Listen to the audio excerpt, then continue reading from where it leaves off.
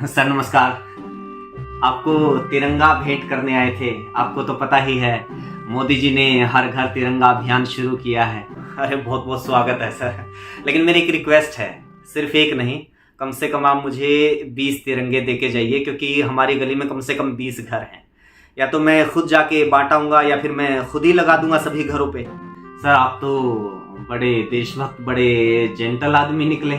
हमने तो सुना था कि आप मोदी विरोधी हैं, आप तो शायद तिरंगा लेने से भी इनकार कर दे। सर मोदी विरोधी हैं, तिरंगा विरोधी थोड़े हैं। नहीं, फिर भी हैं, बहुत सारे लोग हैं, कांग्रेसी हैं और भी बहुत सारे लोग हैं जिन्होंने अपनी डीपी के ऊपर भी तिरंगा नहीं लगाया। यहाँ तक कि अपनी डीपी के ऊपर नेहरू की फोटो लगा ली। हाँ, वो तिरंगा हाथ में लिए। हाँ, हाथ में तिरंगा लिए। तो इसमें कौन सी गलत बात है सर? आप लगा लो। अगर आपको कोई सावरकर की तिरंगा के साथ फोटो मिल जाए, हेडगवार की मिल जाए, गोलवलकर की मिल जाए, श्यामा प्रसाद मुखर्जी की मिल जाए, उन्होंने अपने नेता की लगा रखी है, आप भी अपने किसी नेता की फोटो लगा लीजिए, अगर किसी के हाथ में तिरंगा दिखे तो। हाँ, अरे वो छोड़िए सर, लेकिन मोदी जी ने तो अच्छी मुहिम शुरू की है ना। अरे मुहिम कमाल सर, बहुत ही बेहतरीन। आप खुद सोच के देखिए, जो लोग कल तक तिरंगा को देश का राष्ट्र ध्वज तक नहीं मानते थे, तिरंगा को अशुभ मानते थे, जिन्होंने 52 साल तक अपने मुख्यालयों के ऊपर तिरंगा तक नहीं लहराया, जो लोग तिरंगे को बदलने की मांग करते थे, आज वही लोग तिरंगे का सम्मान कर रहे हैं, तिरंगा रैलियां निकाल रहे हैं। हम बताइए, इससे अच्छी मुहिम और क्या होगी? अरे सर, यही तो झूठ फैलाया गया है बरसों बरस तक आरएसएस के बारे में। आपको तो पता होना चाहिए। यह आरोप आप हम लोगों पर लगाते हैं कि हम व्हाट्सएप यूनिवर्सिटी का ज्ञान पेलते रहते हैं, लेकिन आप खुद उसके शिकार हैं। आपको पता होना चाहिए कि 2002 से पहले तो आप, मैं या कोई भी अपने घर पर या संस्थान पर तिरंगा लहराना भी चाहे तो भी नहीं लहरा सकता था। बाकायदा इसके खिलाफ कानून था, फ्लैग कोड था। ये तो बाद में जाकर लोगों को इजाजत मिली है। फिर से वही व्हाट्सएप यूनिवर्सिटी का ज्ञान। सर, हमारे देश में तिरंगा फहराने पर कभी मनाही नहीं थी। खासतौर पर 15 अगस्त, 26 जनवरी और 2 अक्टूबर को कोई भी आम नागरिक अपने घर पर या अपने संस्थान के ऊपर तिरंगा फहरा सकता था। हम अपने स्कूलों में तिरंगा फहराते थे, तमाम पार्टियां अपने अपने मुख्यालयों में तिरंगा फहराती थी। ये जो फ्लैग कोड है सिर्फ क्या आरएसएस के ऊपर लागू था? अरे सर, अगर आरएसएस तिरंगा विरोधी होती तो फिर 2002 के बाद भी क्यों तिरंगा फहराती? वो इसलिए भाई साहब, क्योंकि 26 जनवरी 2001 को 3 युवा आरएसएस के मुख्यालय में घुस गए थे तिरंगा फहराने के लिए। उनका स्वागत होना चाहिए था ना। अगर आरएसएस तिरंगे का सम्मान करती थी तो उनका स्वागत किया जाना चाहिए था, जैसे मैंने आपका किया।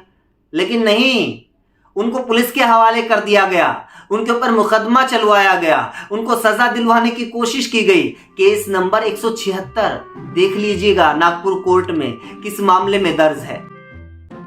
सुनिए, उसके बाद लोगों को पता चला कि आरएसएस के मुख्यालय में तो तिरंगा फहराया ही नहीं जाता। जब लोगों में बदनामी होने लगी, लोग थू थू करने लगे, लोग विरोध करने लगे, इस दबाव में आकर 2002 से तिरंगा फहराया जाने लगा। और कृपया करके इतिहास में मत जाइए। गांधी जी की हत्या के बाद जब सरदार पटेल ने आरएसएस के ऊपर बैन लगाया था और बाद में जब उस बैन को हटाया गया था, उसमें एक शर्त पता है क्या थी? एक शर्त यह भी थी कि आरएसएस राष्ट्र ध्वज का, तिरंगे का सम्मान करेगा, उसको राष्ट्रीय ध्वज मानेगा। अच्छा, और सुनिए, इतिहास मेरे भी व्हाट्सएप के ऊपर आया है, सुन लीजिए। 15 अगस्त 1947 को देश आजाद हुआ था ना। 14 अगस्त 1947 को आजादी की पूर्व संध्या के ऊपर आरएसएस के मुखपत्र ऑर्गेनाइजर में क्या लिखा जाता है तिरंगे के बारे में? जो लोग किस्मत के दांव से सत्ता में आ गए हैं, हमारे हाथ में तिरंगा दे सकते हैं, लेकिन इसको हिंदुओं द्वारा कभी अपनाया नहीं जाएगा और ना ही इसका कभी हिंदुओं द्वारा सम्मान होगा। शब्द 3 अपने आप में एक बुराई है और 3 रंगों वाले एक झंडे का निश्चित रूप से एक बहुत बुरा मनोवैज्ञानिक प्रभाव होगा और यह देश के लिए हानिकारक है। ये था तिरंगे का सम्मान आप लोगों की नजर में। इसलिए तिरंगा बांटिए, तिरंगा लहराइए, तिरंगे का सम्मान कीजिए, लेकिन तिरंगे के आधार पर कम से कम आप लोगों को देशभक्ति का सर्टिफिकेट मत बांटिए। क्योंकि अगर तिरंगा फहराने से ही कोई देशभक्त बनता है तो आप लोग तो बमुश्किल 20 साल पहले ही देशभक्त बने हो श्रीमान। यह आप लोगों के लिए नया है, यह हम लोगों के लिए नया नहीं है। हम तो हर मौके के ऊपर तिरंगा फहराते आए हैं, तिरंगे बांटते आए हैं। ये जो नई फीलिंग आप लोगों को मिली है, इसको महसूस कीजिए, इस पर गर्व कीजिए और तिरंगा फहराते हुए ध्यान में रखिएगा कि तिरंगा फहराने का मतलब क्या है। मतलब यह है कि हम एक आज़ाद मुल्क हैं।